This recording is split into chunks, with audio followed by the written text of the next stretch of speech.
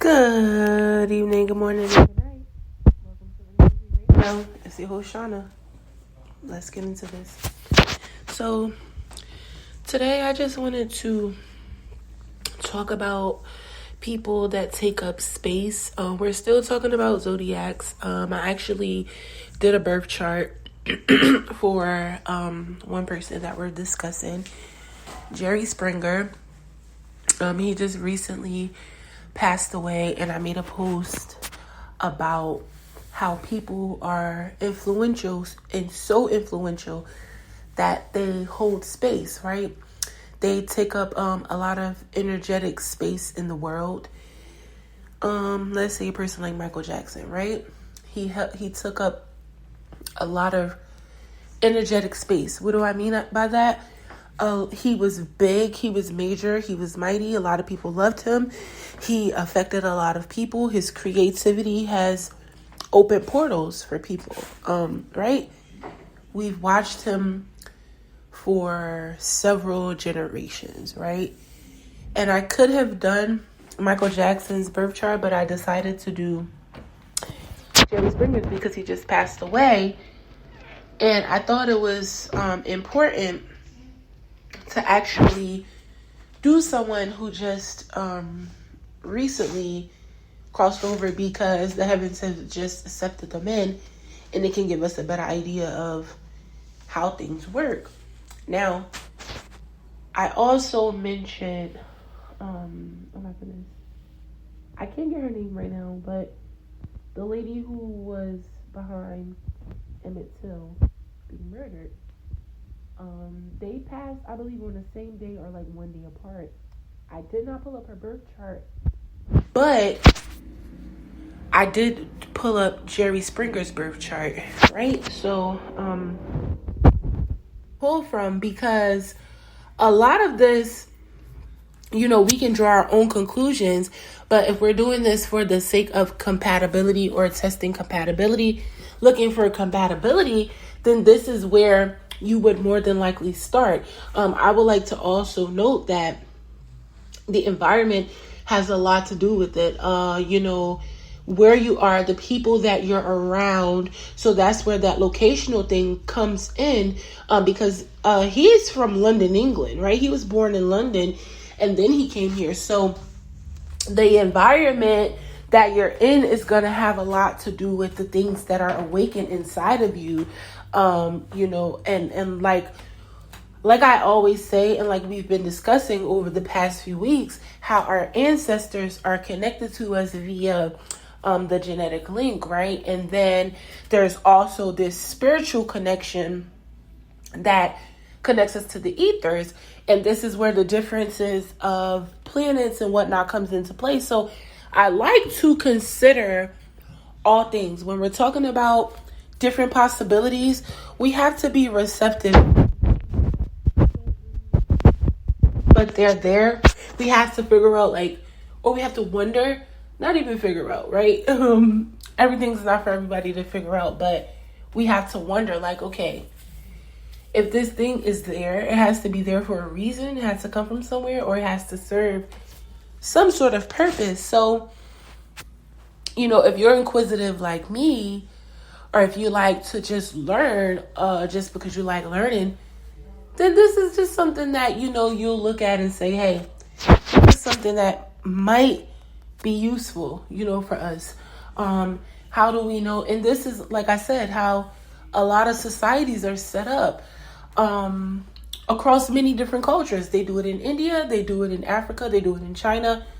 That people use horoscopes and zodiacs and birth charts to basically be the compass of their lives for many different things. For love, for a career, for where to relocate. Literally people, and that's the locational thing coming up again, right? So this is not something that I'm just making up. I am more so looking at it from the spiritual aspect and saying, why is this happening? Why are we so open to so many things that we may not understand? What's going on with us that we are here or there or whatever, right? What the point that I'm making is that most of the times we look at things, and we don't really have a full understanding of it, right? And that's what I'm doing. I'm saying, okay, I've grasped a nice amount of information on this, and I see how it can be useful, and I see how it relates to spirituality in the spirit world, and I see how it can be used as a tool to wage war, particularly spiritual war, right? Because if people are using these systems to navigate their lives, if you will,